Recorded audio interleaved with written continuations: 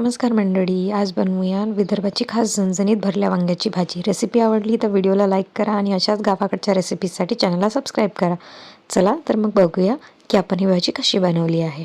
तर मी इथे 6-7 वांगी घेतली आहे. वांगी तुम्हाला बारीक घ्यायची आहे, म्हणजे कवडी वांगी घ्यायची आहे, म्हणजे भाजी चांगली बनते. आणि वांग्याला अशा 4 चिरा मारून घ्यायच्या आहे तुम्हाला, ज्याच्यामध्ये आपल्याला मसाला भरायचा आहे. तर मी असे वांगे कापून घेतले सगळे आणि इथे मी एका भांड्यामध्ये पाणी घेतलं, त्यामध्ये मीठ टाकलं आहे. आणि ही जी वांगी आहे आता ही मी या पाण्यामध्ये ठेवणार आहे, जेणेकरून ती काळी पडायला नको, कारण आपण ती चिरलेली आहेत आता. तर इथे या पाण्यामध्ये त्याला आपण आपला मसाला बनेपर्यंत डिप करून ठेवायचं आहे. आता मी गॅसवर एक तावा ठेवून घेतला आहे, त्यावर मी थोडंसं खोबरं घातलं आहे. आपण कोरडा मसाला बनवून घेणार आहे भाजीसाठी, तर खोबरं आपल्याला ड्राय रोस्ट करायचं आहे. खोबरं रोस्ट करून घ्यायचं 2-3 मिनटासाठी आणि त्याला साईडला करून बाकीचे मसाले टाकूयात. आता इथे मी शेंगदाणे टाकून घेतले, त्याला पण मी थोडं परतवून असं भाजून घेणार आहे. इथे मी धने टाकले आहेत. आता धन्यांना पण आपण याच्यासोबत भाजून घेऊया. आता तिन्ही आयटम आपण सोबत एकदा छान परतवून घेऊन भाजून घेऊया, म्हणजे आपलं ड्राय रोस्ट करायचं, तेल टाकायचं नाही आहे. आता असे हे धने आणि हे तिन्ही आयटम मी भाजून घेतले आहेत. आता याला मी एका परातीमध्ये काढून घेणार आहे. जळायला नकोत तेवढं लक्ष आपल्याला द्यायचं आहे. मी इथे काढून घेतले आहेत हे तिन्ही आयटम. आता त्या सेम ताव्यावर मी बाकीचं सामान टाकणार आहे. इथे मी 5-6 मिरच्या टाकल्या आहेत, त्यात तडकू नको म्हणून त्याला चिरा मारून घेते आहे.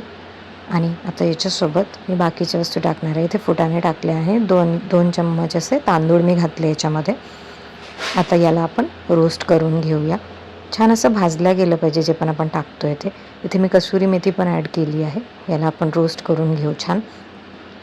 याच्यासोबत मी लसूणाच्या 10-12 कड्या टाकल्या आहेत. तुम्ही तुमच्या हिशोबाने लसूण कमी जास्त करू शकता. आता हे मस्त भाजल्या जातं आहे. याला आपण सेम आधी जे काढलं होतं आपण वाटण, त्या वाटणासोबत याला आपण काढून घेऊया. ते वाटण मी काढून घेतलं आणि सेम तव्यावर मी आता कांदा टाकला. आरामात छोट्या साईजचे 2 कांदे असतील आणि तुम्हाला ते थोडेसे जाडसरच असे कापायचे आहेत आणि त्याला पण आपल्याला भाजून घ्यायचं आहे. आता कांदा भाजणं झाल्या त्याच्यासोबतच आपल्याला 1 टमाटर पण टाकायचं आहे. थोडं मोठ्या साईजचं टमाटर घ्या आणि असंच सेम आकारामध्ये थोडं जाड बारीक करून कापून घ्या, कारण आपल्याला ते मिक्सरवरनंच काढायचं आहे. त्याला छान आपण भाजून घेऊया. आता आधी जे आपण ताव्यावर भाजलं होतं कोरडं वाटण, ते वाटण आपण मिक्सरमध्ये काढून घेणार आहे. त्याला फिरवायचं आपल्याला, त्याचा मसाला बनवायचा आहे. तर ते आपण मिक्सरमध्ये आधी मिक्सरच्या भांड्यामध्ये ट्रान्सफर करून त्याला आपण मिक्सरवर फिरवून घेऊया. तुम्ही वाट्यावर पण करू शकता. वाट्यावरची चव छान लागते. तर मी याला मिक्सरमधून फिरवून घेतलं आहे. तुम्ही बघू शकता टेक्स्चर असं तुम्हाला बनवायचं आहे. आणि सेम भांड्यामध्ये आता आपण कांदा आणि टमाटर जे आपण भाजलं होतं ताव्यावर, त्याची आपण प्युरी बनवून घेऊया. तिथे मी ते ताव्यावरचं भांड्यामध्ये ट्रान्सफर करते आणि मी याला फिरवून घेणार आहे. आता आमच्याकडे वाटा आहे, पण आम्ही जास्त करून मिक्सरच वापरतो. आता हल्ली सगळे मिक्सरच वापरतात. आता हे मी ट्रान्सफर करून घेतलं आहे. आता मी याला फिरवून घेणार आहे भांड्यामध्ये. मी इथे सांबार टाकायचं विसरले होते, म्हणून मी नंतर सांबार टाकून याला परत एकदा फिरवून घेतलं. हे काही असं झालं आहे, जास्त पातळ तुम्हाला करायचं नाही आहे, थोडंसं असंच राहू द्यायचं आहे. आणि मी इथे आता कढई ठेवली आहे, त्याच्यामध्ये थोडं सरसं तेल टाकायचं आहे. थोडं जास्त असं तेल टाकायचं, कारण या भाजीला जास्त तेल लागतं आणि त्यामुळे छान भाजी बनते. इथे मी मसाले टाकलेत. जिरं मोहरी टाकली आधी, नंतर तिखट, हळद, धने जिरे पावडर आणि मीठ टाकणार आहे. जास्त कोणतेच मसाले नाही टाकायचे. आता या मसाल्यामध्ये आपण जे वाटण केलं होतं, कांदा, टमाटर आणि सांबार टाकून आपण जे वाटण केलेलं ते वाटण आपल्याला या मसाल्यामध्ये टाकायचं आहे आणि आता त्याला झाकण ठेवून 5 मिनटं शिजायला ठेवायचं आहे. जो आपण कोरडा मसाला आधी केला होता त्यामध्ये आपण मीठ घालून घेणार आहे. याला मीठ घालून छान असं मिक्स करून घ्यायचं, एकजीव करून घ्यायचं आहे. आता हे जे मिश्रण आहे हे आपण त्या कापलेल्या वांग्यांमध्ये भरायचं आहे. भरायचं कसं आहे ते एकदा बघून घ्या आणि अशाच प्रकारे छान असं दाबून त्याच्यामध्ये भरा, म्हणजे जेणेकरून ते तरीमध्ये सोडल्यानंतर त्यातला मसाला बाहेर येणार नाही. असं पॅक तुम्हाला भरायचं. असं मी एक भरलं तर दुसरं पण मी भरून दाखवते. सेम अशाच पद्धतीने तुम्हाला बाकीचे 5-6 वांगी पण अशीच भरून घ्यायची आहेत. आता आपण जो मसाला शिजायला ठेवलेला होता झाकण ठेवून, तो आता शिजलेला आहे. थोडंफार तेल सोडलं आहे, तर तेल कमी पडलं आहे. तर मी आता वांगी याच्यामध्ये टाकून घेणार आहे. जेवढी पण वांगी आहेत तुमची तेवढी त्या मसाल्यामध्ये छान अशी ठेवून घ्यायची आणि त्याला पण आपल्याला आता वाफवायचं आहे. तर तेल कमी पडलं होतं म्हणून मी वर एक्स्ट्रा आणखी तेल टाकलं आहे.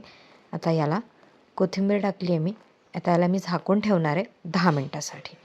10 मिनटं झाल्यानंतर याला खोलून बघा, वांग्यांचा रंग बदलला आहे, म्हणजे जे पण भाजी आपण भाजीमध्ये टाकतो तेव्हा तिचा रंग वेगळा असतो आणि शिजल्यानंतर तिचा रंग बदलतो. इथे वांग्यांचा रंग बदलला आहे.